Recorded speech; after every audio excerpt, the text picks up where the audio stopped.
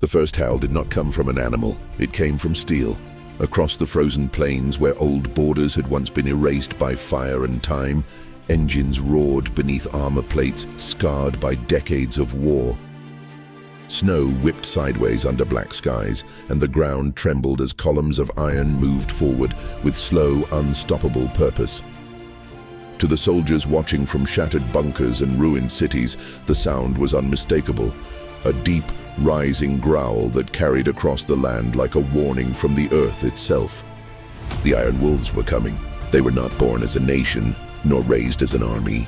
They were forged, years earlier, when the world fractured into competing alliances and the age of treaties ended in silence. The northern industrial zones were abandoned. Factories rusted, railways froze, and millions were left to survive without flags or protection.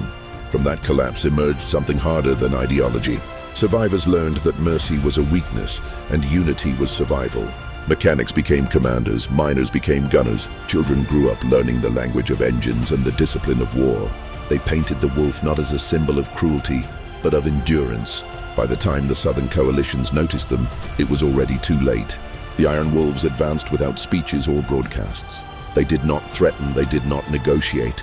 They moved with precision, cutting supply lines before battles began, striking command centers before alarms could spread. Their machines were old but reinforced, rebuilt again and again, carrying the weight of history in every bolt. Each vehicle bore the same mark, steel gray armor etched with a single black wolf head, jaws open in a silent howl. When the first border city fell, it fell without chaos. Power grids went dark within minutes. Drones dropped from the sky, their signals jammed into nothing. The wolves moved street by street, not with panic but patience. They did not burn what they could use. They did not destroy what could be rebuilt. Civilians were ordered indoors, given rations, and left untouched. Resistance fighters were hunted relentlessly. By dawn, the city was quiet, its towers standing, its banners replaced. The world called them invaders. The wolves called it reclamation. As the campaign spread, rumors grew darker.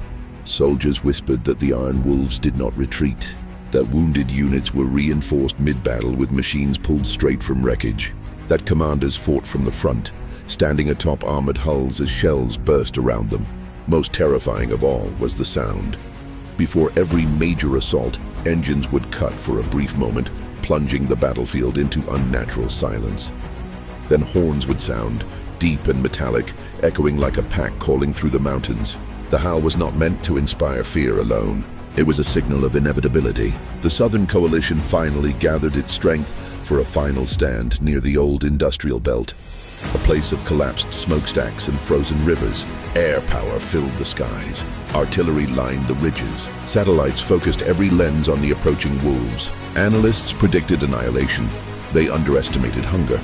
The Iron Wolves attacked through a blizzard so thick it blinded guidance systems. Their machines moved by memory and terrain, following paths learned over generations. When airstrikes fell, they struck empty ground. When artillery fired, it hit decoys dragged across the snow. Then the wolves emerged from the storm itself, iron shapes cutting through white darkness, engines howling louder than thunder. The battle lasted 3 days. On the fourth morning, the coalition lines broke. Some units surrendered. Others fled south, chased not by bullets, but by the sound of engines that never seemed to tire. By sunset, the industrial belt was under Iron Wolf control. Smoke rose not from destruction, but from factories reigniting for the first time in decades. The world waited for what came next. There was no declaration of conquest, no victory parade, no broadcast claiming dominance. Instead, railways reopened, power flowed north and south. Trade routes resumed under Iron Wolf protection.